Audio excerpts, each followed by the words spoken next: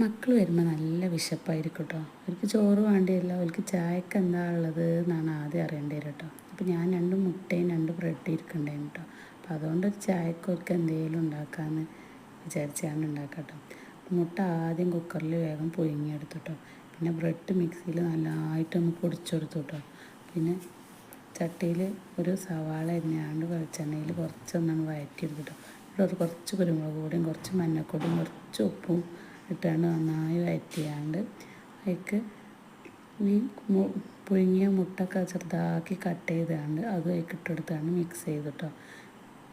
പിന്നെ ഈ പൊടിച്ച ബ്രെഡിൻ്റെ പൊടിയും അതിലേക്കിട്ടാണ് നന്നായി മിക്സ് ചെയ്താണ്ട് ചെറിയ ബോൾസാക്കിയാണ് ഇങ്ങനെ എടുത്തിട്ടോ.